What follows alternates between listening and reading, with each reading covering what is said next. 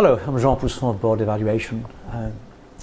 I spent my formative years in banking assessing businesses, and my interest in my consultancy years has given me access to companies and organizations of all sizes in well over 30 countries.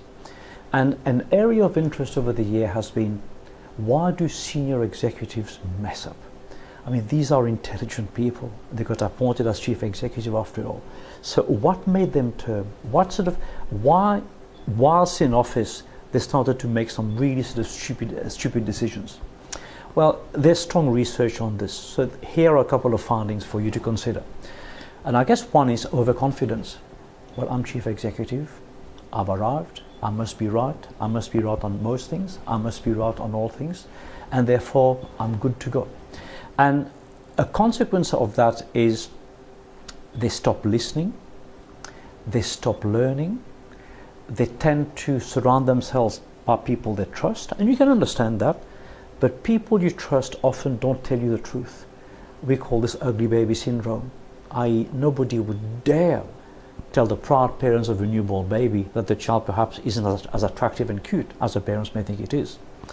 Like Julius Caesar, they develop tired ears. I recall George Bush Sr. was once asked, Mr. President, what do you miss most about being American president?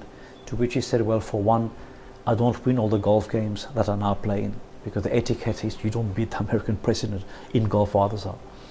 They do not invite contrary opinions. And actually anybody who challenges is seen as a dissenter, a troublemaker. So people stop questioning and people stop querying. And they gradually continue to believe the hype. They get marinated in power and they enjoy the power syndrome. They become celebrities on magazine covers, magazine interviews, TV shows, radio shows. And they start to pay attention to that celebrity side, and they surround themselves with like-minded celebrities, and that becomes distracting, and again it fuels this self-confidence and this success which perhaps is not there to begin with. They identify with the company. They think they and the company, or they and the company, or they and the organization are one. I recall Fred Goodwin, then Sir Fred Goodwin, former chief executive of the UK Bank, Royal Bank of Scotland, RBS, as they were about to make a bid for the Dutch bank ABN AMRO. And Barclays, the other UK bank, was also intending to compete and make a bid. And Mr. Goodwin is on record as saying, I want to be bigger than Barclays. And the whole thing had just gotten to him. Note the word I as opposed to we. It had become really, really personal. They rely on what worked for them in the past. I've seen this problem before, therefore I know what dosage of medicine to actually apply. That may work, but it may well be a different problem. And because they've been successful so far, they think everything they touch and do will actually work as well. They underestimate obstacles. Again, with this sense of vanity, this sense of assurance, potentially arrogance. I'm cool, I know how to handle this. And as a consequence, very often they don't dig deep enough and we could have a problem.